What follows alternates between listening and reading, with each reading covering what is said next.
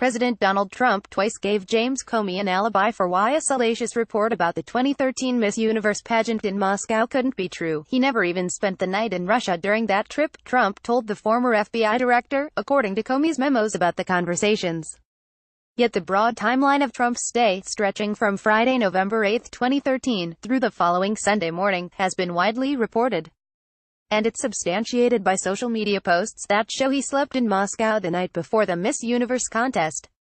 Now, flight records obtained by Bloomberg provide fresh details.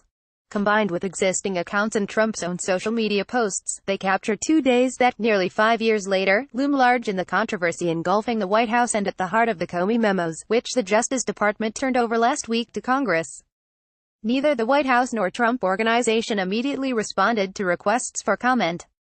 According to Comey's accounts of his 2017 meetings with the president, Trump said the Moscow trip was so quick that his head never hit a pillow, even for one night.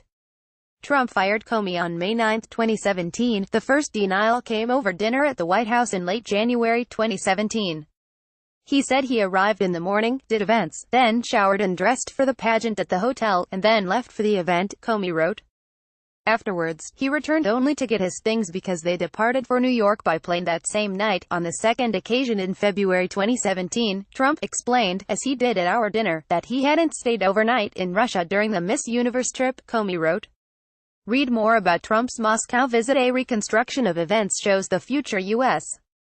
president's journey to Moscow began in North Carolina, where he attended a birthday tribute to evangelist Billy Graham on Thursday, in November 7, 2013, while flight records show Trump's own Cessna jet headed back to New York that night from Asheville, North Carolina. Trump himself apparently wasn't aboard. Instead, Trump flew to Moscow on a Bombardier Global 5000 private jet owned by Phil Ruffin, his partner in the Trump International Hotel and Tower in Las Vegas, The New York Times reported in January 2017.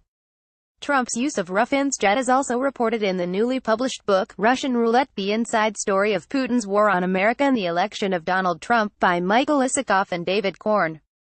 The jet, tail number N443PR, had flown from Las Vegas to Asheville on November 6, according to the flight records that Bloomberg purchased from FlightAware, an aviation data company. The flight records don't say who was aboard the jet, which took off from Asheville at 9:15 p.m. on Thursday, November 7, bound for Moscow's Vnukovo International Airport.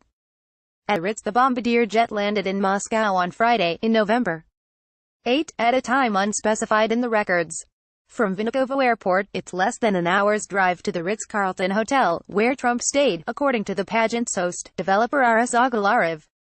Trump surfaced online later that day in a Facebook post by the restaurant Nobu Moscow. That night, he attended a birthday party for Agalarev.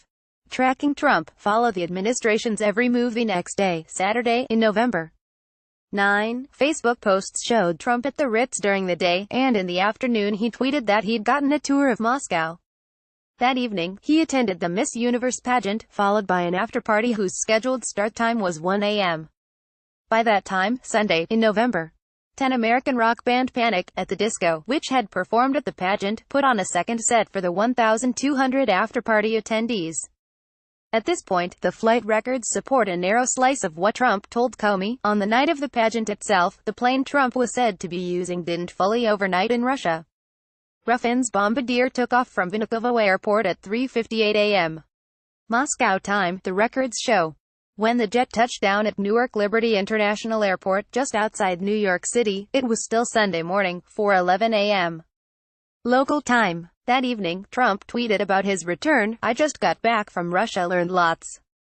To reflect that the flight data firm erroneously provided at time of landing in Moscow that was the same as departure from North Carolina, with assistance by Justin Sink and Shaheen Nasiripur.